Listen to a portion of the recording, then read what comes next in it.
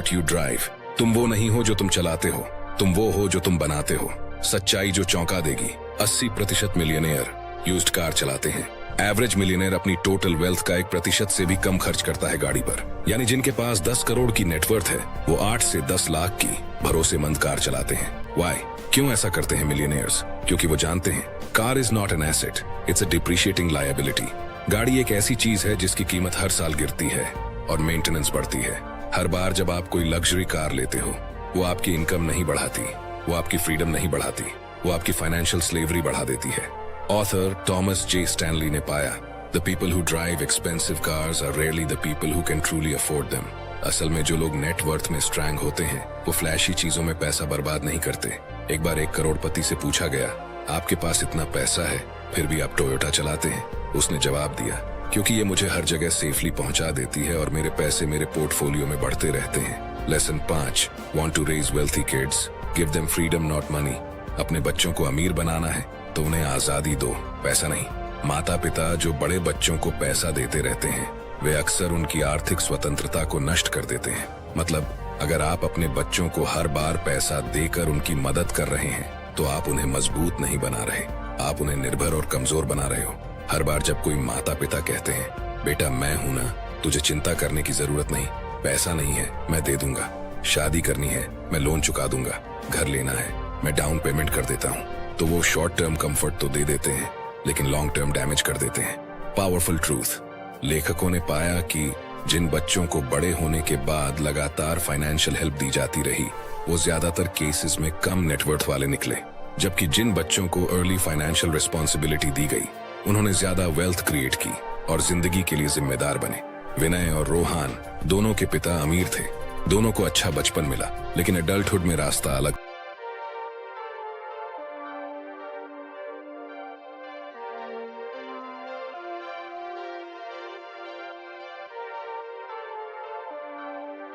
था। विनय को हर 6 महीने में 1 लाख रुपए का पॉकेट मनी मिल जाता था। उसके लिए EMI, holidays, credit card bill सब पापा मैनेज करते थे। आज वो 35 का है लेकिन सेविंग्स नहीं के बराबर है, फाइनेंशियल एंजाइटी से जूझ रहा है। रोहन को 22 की उम्र में बोल दिया गया, अब तुम्हारी जिम्मेदारी तुम्हारी। उसने मुश्किलें सही, सीख लिया कि पैसा कैसे अर्न और ग्रो किया जाता है। 35 की उम्र में उसके पास 75 लाख रुपए का इन्वेस्टमेंट पोर्टफोलियो और पैसिव इनकम है। अब बताइए किसका प्यार असली था, किसकी परवरिश मजबूत थी? Lesson, teach your kids how to fish, don't keep handing them fish every day. मतलब उन्हें स्किल्स दो, आदतें दो, माइंडसेट दो, न कि हर बार उनके बैंक अकाउंट में पैसे। Common mistake by parents. मैंने गरीबी देखी है, मेरे बच्चे नहीं देखेंगे। आपने गरीबी से लड़कर ताकत पाई, उन्हें सब कुछ देकर आप वो ताकत छीन रहे हैं। अगर मैं नहीं दूंगा तो लोग क्या कहेंगे? याद रखना, लोग आपके बच्चों का लोन नहीं भरेंगे, आपको ही भरना होगा। एक रिसर्च में पाया गया है जिन बच्चों को रेगुलर फाइनेंशियल हेल्प मिलती है उनका सेविंग्स रेट बहुत कम होता है, और जिन परिवारों में अर्ली फाइनेंशियल इंडिपेंडेंस सिखाई जाती है उनमें सेकंड जनरेशन भी मिलियनेयर बनती है। What smart parents should do? Financial literacy सिखाओ, बच्चों को अर्ली एज से बजटिंग, इन्वेस्टिंग और सेविंग सिखाओ। बच्चों को side hustle, internship, part time job करने दो, उन्हें पैसा खुद कमाने की खुशी महसूस करने दो। अगर तुम हर बार उनके रास्ते के पत्थर हटा दोगे तो वो कभी रास्ता बनाना नहीं सीखेंगे। अगर तुम उन्हें हर दिन मछली दोगे तो वो कभी जाल चलाना नहीं सीखेंगे। प्यार ये नहीं कि तुम उन्हें हर चीज दोगे, प्यार ये है कि तुम उन्हें खुद चीजें पाने लायक बनाओ। याद रखना, एक असली विरासत बच्चों के लिए पैसा छोड़ना नहीं होती, बल्कि असली विरासत उसे वो सोच देनी होती है जिससे बच्चा करोड़पति बन जाए बिना तुम्हारे पैसों के भी। लेसन 6, फाइंड योर निश। जो लोग भीड़ से हटकर अपना रास्ता बनाते हैं वही लोग दूसरों को रास्ता दिखाते हैं। Most millionaires are self-employed or own small businesses in boring industries like welding, pest control, dry cleaning. अब ये सुनकर शायद आप चौंक गए होंगे, क्योंकि हमारा दिमाग सोचता है करोड़पति मतलब बॉलीवुड स्टार, क्रिकेटर या शार्क टैंक वाला CEO। लेकिन किताब के ऑथर्स ने जो सच्चाई खोजी वो एकदम उलट है। Shocking data from the book. America के करोड़पतियों में से 2/3 सेल्फ एम्प्लॉयड हैं और उनमें से ज्यादातर ऐसे काम में हैं जिनकी तरफ कोई देखता भी नहीं, जैसे welding workshop, pest control service, plumbing and pipe fitting. Why these boring businesses work? Low competition. लोग सोचते हैं ये छोटे काम है। Steady demand. लोगों को AC रिपेयर, प्लम्बिंग, क्लीनिंग हमेशा चाहिए। Repeat customers. सर्विस अच्छी तो क्लाइंट लाइफ टाइम रहता है। करोड़ों कमाने के लिए करोड़ों फॉलोअर्स नहीं चाहिए, बस एक ऐसा काम चाहिए जो लोग रोजाना ढूंढ रहे हों और तुम सबसे बेहतर कर सको, और बनो उस काम में इतना बेस्ट कि लोग तुम्हारे बिना रह ही ना सके। Lesson 7, jobs versus wealth builders. नौकरी आपको जीने का तरीका देती है, लेकिन संपत्ति आपको आजादी देती है। ये चैप्टर हमारे सोचने के तरीके को बदलने वाला है। केवल कमाने के लिए काम मत करो, बल्कि ऐसा सिस्टम बनाओ जो आपके लिए कमाता रहे, चाहे आप काम करो या नहीं। हमें बचपन से सिखाया जाता है, अच्छे से पढ़ो, एक अच्छी नौकरी पाओ और जिंदगी भर उसी पर निर्भर रहो। लेकिन हकीकत क्या है? नौकरी तब तक पैसे देती है जब तक आप काम कर रहे हो। जैसे ही आप बीमार पड़े या आपकी नौकरी चली गई, पैसा आना बंद।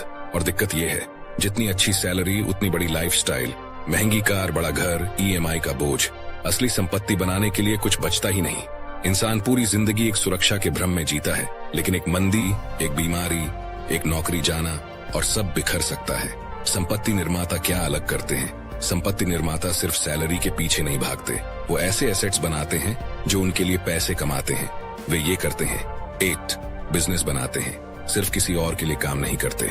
2, इन्वेस्ट करते हैं, शेयर बाजार, रियल एस्टेट, म्यूचुअल फंड में। 3, फाइनेंशियल नॉलेज सीखते हैं, टैक्स, कैश फ्लो, लीवरेज। 4, ज्यादा कमाने के बजाय ज्यादा बचाने पर ध्यान देते हैं। 5, मल्टीपल इनकम सोर्सेज बनाते हैं ताकि एक रास्ता बंद हो जाए तो दूसरा चालू रहे। वे सोचते हैं, मैं ऐसा क्या करूं कि सोते वक्त भी पैसा आए? मेरी कमाई से ऐसे क्या बन सकता है जो हर महीने कमाता रहे? द मिलियनेयर नेक्स्ट डोर कहती है, 80% अमीर लोग पहली पीढ़ी के हैं। उन्हें संपत्ति विरासत में नहीं मिली। उन्होंने सादा जीवन जिया, निवेश किया और छोटे बिजनेस खड़े किए। बहुतों की सैलरी ज्यादा नहीं थी, लेकिन उनकी सोच संपत्ति निर्माण की थी, दिखावे की नहीं।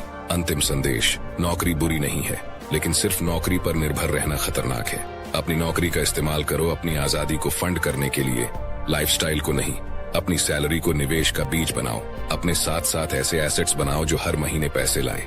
उन स्किल्स को सीखो जो टाइम के साथ कंपाउंड होती हैं, जैसे पैसा समझना, बनाना और मल्टीप्लाई करना। निष्कर्ष: अगर आप चाहते हैं कि पैसों के लिए काम करना बंद हो जाए, जिंदगी में आजादी हो और आपकी अगली पीढ़ी भी सिक्योर हो, तो अभी से वेल्थ बिल्डर बनना शुरू करो।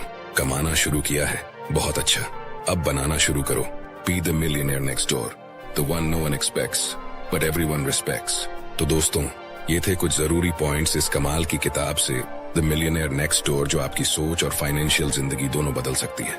अगर आपको ये वीडियो पसंद आया हो तो लाइक जरूर करना, कमेंट करके बताना कि कौन सी बात सबसे दिल को छू गई, और सब्सक्राइब करना बिल्कुल मत भूलना, क्योंकि ऐसे ही वीडियो हर हफ्ते आते रहेंगे। और हाँ, अगर ये वीडियो आपको अच्छा लगा तो यकीन मानिए ये अगला वीडियो आपको और भी ज्यादा पसंद आएगा। इस पे अभी क्लिक करो और देखो कैसे